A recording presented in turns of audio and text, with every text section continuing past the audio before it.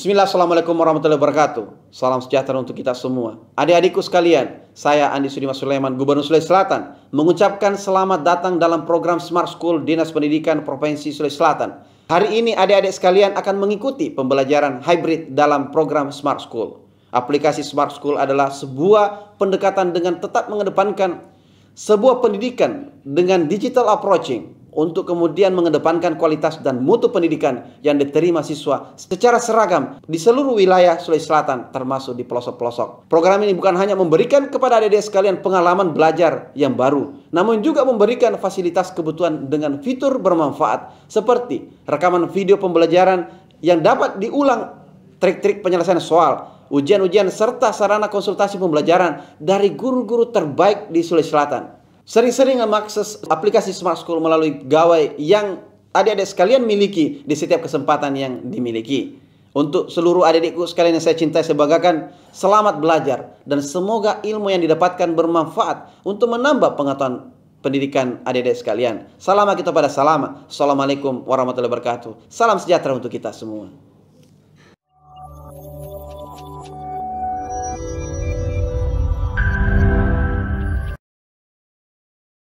Assalamualaikum warahmatullahi wabarakatuh. Apa kabar sahabat Smart? Saya berharap semuanya dalam keadaan sehat walafiat. Jumpa lagi dengan saya, Ruslan, pada mata pelajaran ekonomi. Dan hari ini kita masih akan membahas tentang akuntansi perusahaan jasa.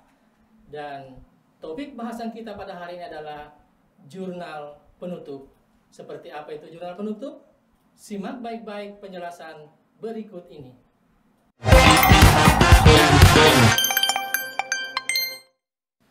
Baik sahabat Smart, sebelum kita lebih jauh mengupas tuntas tentang jurnal penutup, alangkah baiknya kita flashback kembali. Kita melihat kembali materi-materi sebelumnya yang sudah kita pelajari, tentunya dalam bingkai, dalam frame siklus akuntansi perusahaan jasa. Nah, berikut dalam siklus akuntansi perusahaan jasa, sahabat Smart semuanya sudah pernah pelajari dari awal. Tentunya kita mulai atau mengawali dari adanya bukti transaksi. Nah, kemudian bukti transaksi ini kita catat ke dalam jurnal umum. Pencatatannya tentunya sesuai dengan urutan kejadiannya atau yang sering diistilahkan dengan kronologi, ya. Dicatat secara kronologis urutan kejadiannya. Dari jurnal umum ini kemudian sahabat Smart kita bukukan dalam buku besar. Jadi buku besar itu bukan buku yang gede ya, bukan buku yang sebesar bantal itu, bukan. Tetapi buku besar itu dia memuat semua akun-akun yang sejenis. Saya ulangi, semua akun-akun yang sejenis dikumpulkan dalam satu buku. Itulah yang namanya buku besar. Nah, setelah dibuatkan buku besar, kemudian saldo akhir dari masing-masing buku besar ini kita ringkas ke dalam neraca saldo. Ya, saya ulangi, saldo akhir dari buku besar ini kita ringkas ke dalam neraca saldo. Kenapa harus buat neraca saldo? Ini untuk mengecek apakah saldo buku besar ini sudah tepat atau salah. Tentunya menguji ketepatannya dilihat dari jumlah yang didebet dengan jumlah yang dikredit. Di neraca saldo, ingat, debit harus sama dengan jumlahnya dikredit. Harus seimbang. Tetapi sahabat Smart, seimbang belum tentu benar, tidak seimbang sudah pasti salah. Ya, ini prinsip yang harus sahabat Smart pahami dalam neraca saldo. Bisa saja nilainya seimbang, tetapi cara penginputan nilainya keliru. Misalkan seharusnya dicatat 4.500.000, tetapi yang kita catat adalah 5.400.000. Tetap seimbang, tetapi tidak benar. Nah, setelah diinput ke neraca saldo, ke dalam neraca saldo, kemudian saldo dari akun-akun yang ada di neraca saldo ini yang belum menggambarkan keadaan yang sebenarnya, dibuatkanlah jurnal penyesuaian untuk menyesuaikan agar menggambarkan saldo yang sebenarnya. Nah, kemudian setelah jurnal penyesuaian, apalagi kita buat kertas kerja atau neraca lajur, worksheet ya. Jadi kertas kerja atau neraca lajur ini adalah berfungsi sebagai alat bantu dalam penyusunan laporan keuangan. Mungkin ada sahabat teman yang bertanya, bisakah kita menyusun laporan keuangan tanpa kertas kerja? Bisa saja. Ya, dengan berdasarkan pada data di buku besar, bisa saja kita langsung menyusun laporan keuangan.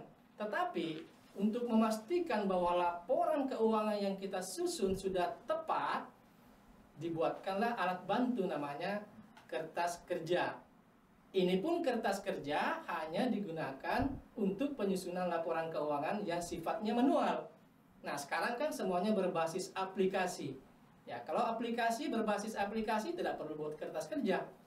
Cukup kita input kode rekening, kode perkiraan, itu langsung muncul sampai di laporan keuangan ya. Nah, Sobat Smart, setelah kertas kerja ini kita susun ini, kemudian kita buatlah laporan keuangan. Nah, ingat, laporan keuangan yang kita buat yang pertama adalah ada laporan neraca atau posisi keuangan. Kemudian yang kedua adalah laporan penghitungan laba atau rugi. Yang ketiga, laporan perubahan ekuitas. Yang keempat, laporan arus kas. Dan yang terakhir adalah catatan atas laporan keuangan. Yang perlu kita garis bawahi di sini adalah bahwa kelima laporan keuangan ini hanya berlaku untuk perusahaan yang belum go public. Jadi makanya dia rujukannya adalah di SAK etap. SAK itu adalah standar akuntansi keuangan entitas tanpa akuntabilitas publik. Maksudnya ini laporan keuangan ini yang 5 dikhususkan untuk perusahaan yang belum terbuka, belum go public. Nah, kalau perusahaan go public sudah terbuka, ya di situ ada tambahan satu laporan keuangan, namanya laporan posisi keuangan awal atau neraca awal komparatif. Nah, setelah laporan keuangan disusun, maka dibuatlah jurnal penutup. Sahabat Smart, jurnal penutup inilah yang akan kita elaborasi pada hari ini. Apa itu jurnal penutup? Mari kita simak penjelasan berikut.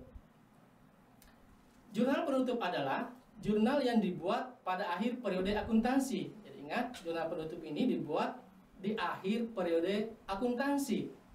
Tujuannya apa adalah untuk memindahkan saldo akun nominal atau akun sementara ke dalam akun modal atau laba ditahan bagi perusahaan yang berbentuk perseroan terbatas. Ya. Lanjut, apa fungsi jurnal penutup? Nah, yang pertama,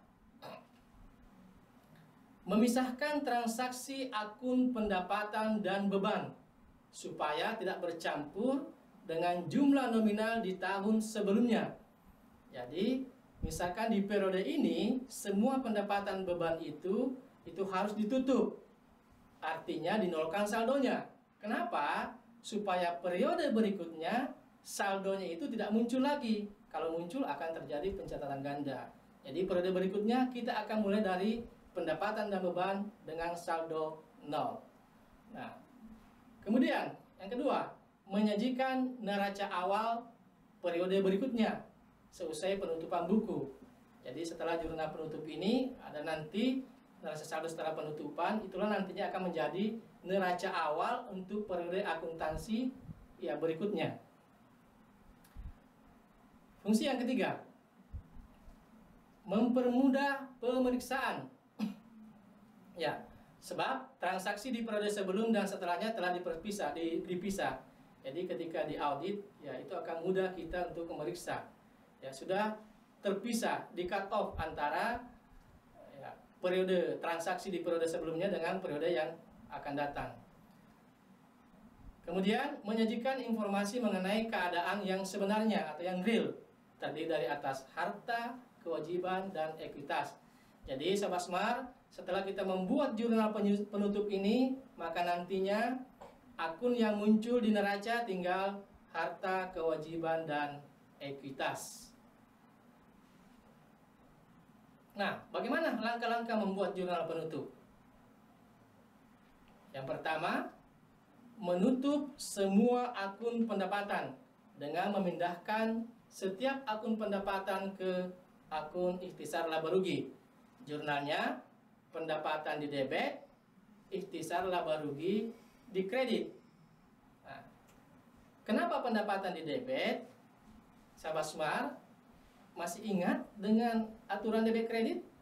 Di aturan debit kredit itu, ketika pendapatan bertambah, maka dicatat di posisi kredit. Dengan kata lain, pendapatan itu selalu bersaldo normal kredit. Karena saldo normalnya kredit, maka ketika kita akan menutup atau menolkan saldonya, maka pendapatan ini harus di jurnal yang berlawanan arah. Tadinya saldo normalnya di kredit, maka pendapatan harus di debit. Sehingga nantinya nilai pendapatan ini akan menjadi 0. Kemudian yang kedua, langkah yang kedua, menutup semua akun beban atau biaya dengan memindahkan setiap akun atau beban biaya ke akun ikhtisar laba rugi. Ini kebalikannya. Kalau di mekanisme debit kredit, beban itu Sobat Smart dicatat di mana ketika bertambah? Ya, betul, dicatat di sisi debit. Dengan kata lain, beban atau biaya bersaldo normal debit. Maka ketika akan dinolkan saldonya, maka harus dicatat di posisi yang berlawanan, yaitu posisi kredit. Akun lawannya adalah ikhtisar laba rugi. Ya.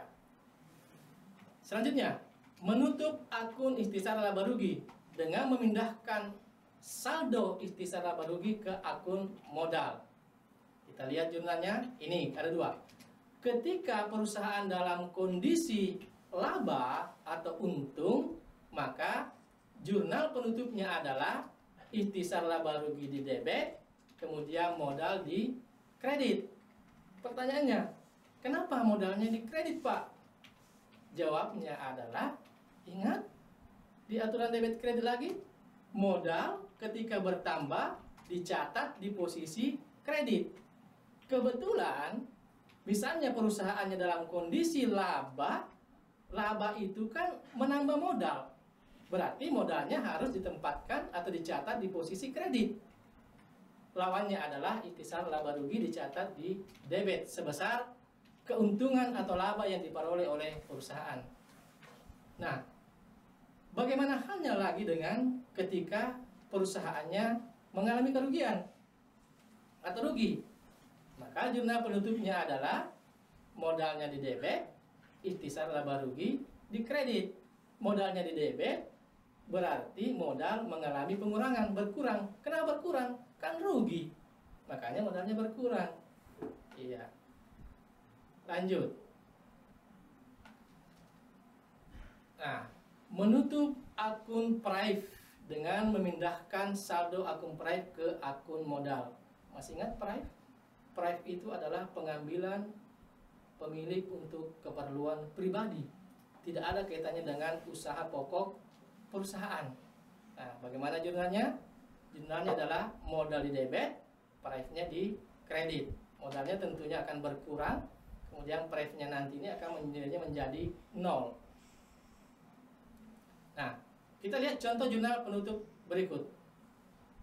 Jadi, jurnal penutup, sahabat Smart, jurnal penutup itu dia ya sumber datanya itu adalah dari kertas kerja. Nah, ini adalah kertas kerja Salon Tiara untuk periode 31 Desember tahun 2020.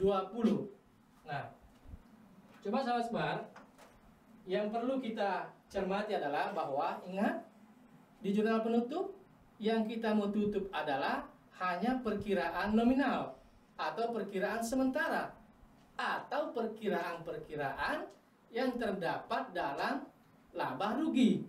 Nah, ini kertas kerjanya ini Sobat Smart saya sudah tutup ya, tutup neraca saldonya, kemudian penyesuaiannya, neraca saldo telah disesuaikan. Yang saya tampilkan ini adalah kolom rugi laba dan kolom neraca supaya muat ya slide-nya ini. Nah ingat, tadi yang kita mau tutup adalah hanya perkiraan nominal, yaitu yang ada di perkiraan laba rugi, hanya di sini. Nah kita lihat ke bawah. Yang mana kita mau tutup? Yang pertama adalah pendapatan. Pendapatan kita mau tutup. Kemudian yang kedua, semua beban-beban. Jadi ini beban, semuanya ini juga kita akan tutup. Nah, kemudian nanti yang ketiga yang akan kita tutup adalah sebesar labanya.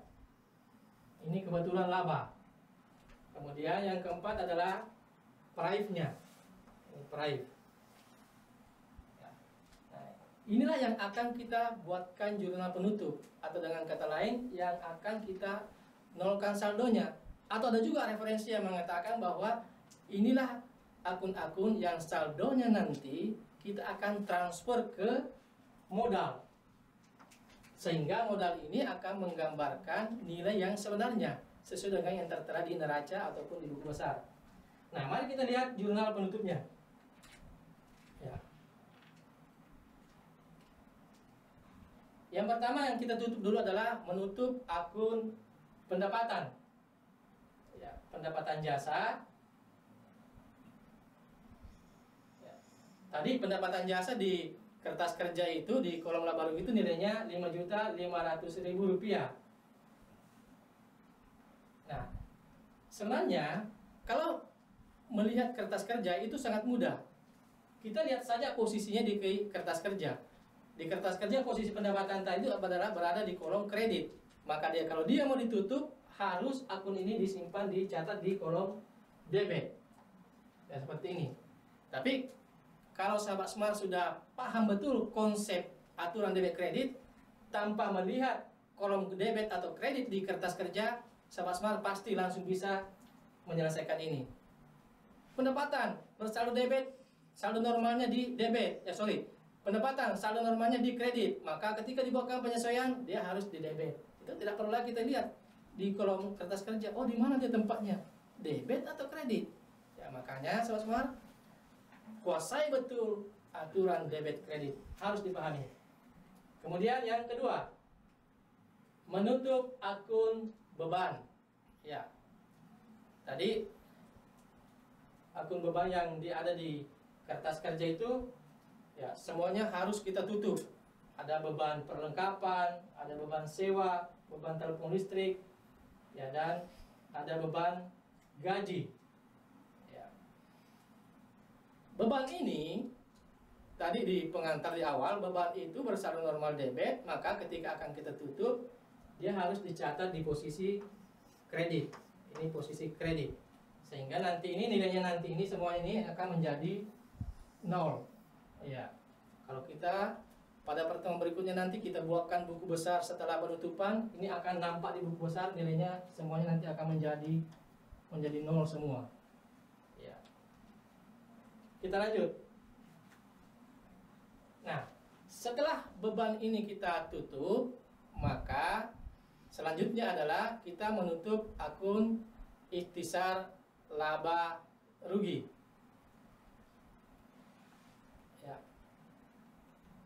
Tadi labanya sama Smart ya. Tadi dia untung. Ya, perusahaan tadi untung, Salontiara ini untung.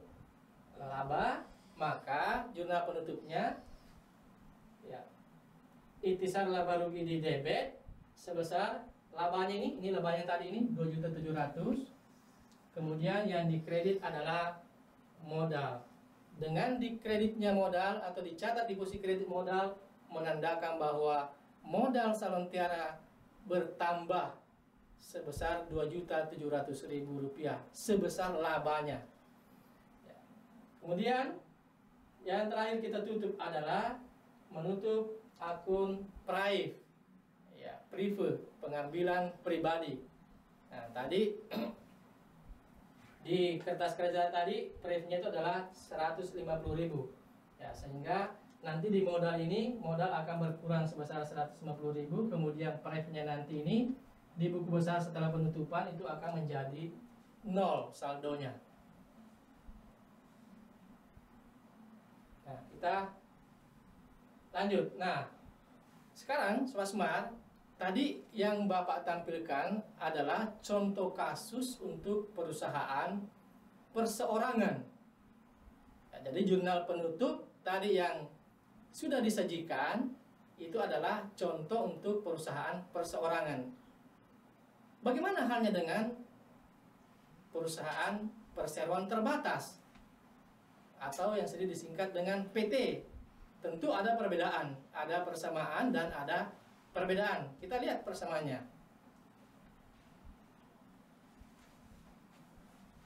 Jadi ini adalah PT Konstruksi Utama. Nah, sama tadi. Di perusahaan perseorangan tetap yang ditutup adalah menutup pendapatan. Jurnal penutupnya sama, yaitu pendapatan dicatat di sisi debit, kemudian ikhtisar laba rugi dicatat di sisi kredit. Nah, kemudian yang kedua, ini menutup akun pendapatan. Kemudian yang kedua, menutup akun beban. Ya, beban. Ya, sama juga.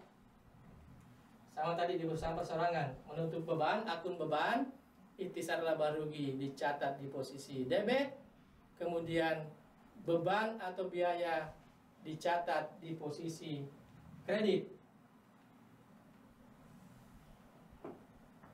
Nah, kita lihat yang membedakan. Yang membedakan adalah, ya ini, Sobat Smart. Ini yang membedakan. Laba ditahan. Ya, di perusahaan perseorangan tadi, kalau dia adalah laba, ya, kalau dia laba, maka di sini tadi di perusahaan perseorangan bukan laba ditahan, tetapi modal, ya, modal pemilik. Kenapa laba ditahan? Karena di perseroan terbatas itu, ya, laba ditahan itu adalah penambah modal. Maksudnya laba ditahan apa? Laba ditahan maksudnya laba bersih yang diperoleh perusahaan yang sengaja belum dibagikan kepada para pemegang saham. Kenapa belum dibagikan? Karena perusahaan atau direksi punya rencana ingin menambah modal untuk melakukan ekspansi usaha. Misalnya ingin membuka cabang di Tator, cabang di Sinjai, maka tentu butuh modal. Nah, untuk butuh modal maka diambil dari laba ditahan ini. Diputuskan untuk tidak dibagikan dulu ya dividen kepada para pemegang saham. Nah, kalau di struktur neraca, Sobat Smart, di struktur neraca, laba ditahan ini ada di posisi pasifa. Di pasifa itu, di bagian atas ada kewajiban atau utang, di bawah kewajiban ada modal, tentunya adalah modal yang di store, kemudian di bawah modal adalah laba ditahan. Nah, ini kalau posisi laba. Nah, bagaimana kalau PT-nya mengalami kerugian? Maka jurnal penutupnya adalah laba ditahan dicatat di posisi debit, kemudian yang ikhtisar laba ruginya ini dicatat di posisi kredit. Kalau perusahaan ini, PT ini dalam keadaan rugi. Ya.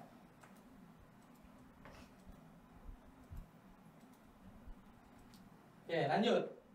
Nah, tadi ini juga yang membedakan di perusahaan perseorangan. Ya, tadi di perusahaan perseorangan ini adalah di sini adalah praif. Nah, sekarang kalau di perusahaan di sini adalah praif. Kalau di perusahaan perseroan terbatas, di sini namanya dividen. Dividen itu adalah bagian dari laba bersih perusahaan yang dibagikan kepada para pemegang saham.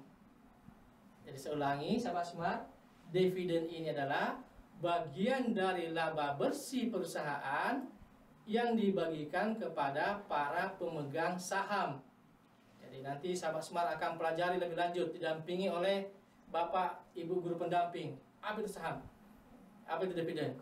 Jadi dividen itu diberikan ke pemegang saham, baik itu saham preference maupun saham biasa. Nah, baik sahabat Smart, ini adalah tampilan untuk jurnal penutup khususnya untuk perusahaan perseroan terbatas atau perusahaan yang berbentuk PT.